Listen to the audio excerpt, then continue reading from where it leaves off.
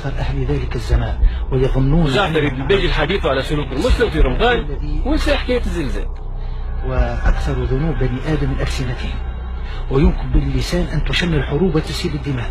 فلذلك الله أكبر. اللهم إنك عفو كريم تحب العفو فاعف عنا. اللهم صل على سيدنا إنه زلزال. اللهم صل على سيدنا محمد وآل سيدنا محمد كما صليت على سيدنا إبراهيم وعلى آل سيدنا إبراهيم. اللهم صل على سيدنا محمد وآل سيدنا محمد كما صليت على سيدنا إبراهيم وعلى آل سيدنا إبراهيم. اللهم صل على سيدنا محمد وآل سيدنا محمد كما صليت على سيدنا إبراهيم وعلى آل سيدنا إبراهيم. وبارك على سيدنا محمد وعلى آل سيدنا محمد كما باركت على سيدنا إبراهيم وعلى آل سيدنا إبراهيم في العالمين إنك حميد مجيد. أشهد أن لا إله إلا الله وأشهد أن محمد رسول الله زدان في مزيكا.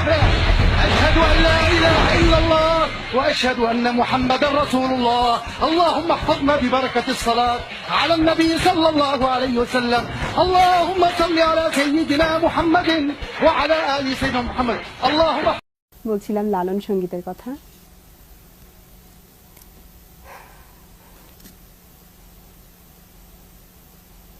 আর তারপর আমরা যেটা জানি যে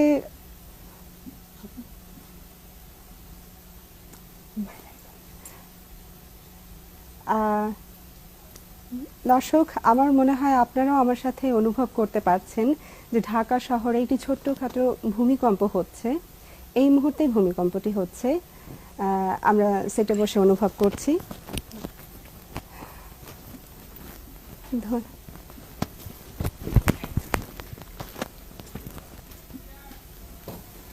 খুবই ভয় লাগতেছে। দর্শক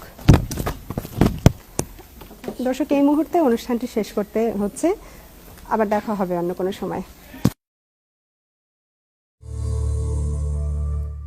দর্শক স্বাগত জানাচ্ছি আবারও। আপনারা দেখছেন টেবিল টক, কথা বলছি বর্ষবরণ এবং তার নিরাপত্তা নিয়ে।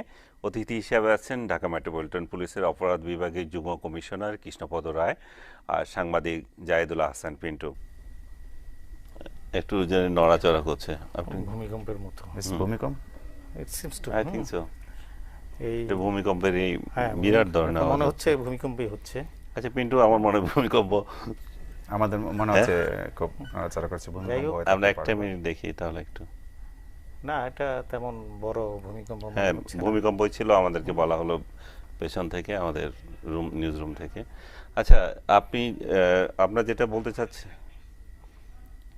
এক মিনিটে আমাদের শেষ করতে হচ্ছে, সেটা হচ্ছে যে উনি যেটা বলছিলেন যে উনি যে নিরাপত্তা ব্যবস্থার কথা তুলে ধরেছেন সেটা হলো বড় মাপের কোনো। ও মাই গড, এটা অনেক বড় আকার হচ্ছে। এটা তো এখন ভূমিকম্পটা আসলেই খুব মানে। দর্শক, আমরা অনুষ্ঠান এখানে শেষ করছি। যারা এতক্ষণ আমাদের সঙ্গে ছিলেন আপনাদের সবাইকে ধন্যবাদ জানিয়ে অনুষ্ঠান শেষ করতে হচ্ছে। রাত 2টায় পুনঃ প্রচার হয়, দেখবেন আশা করছি যারা আমাদের সঙ্গেই ছিলেন।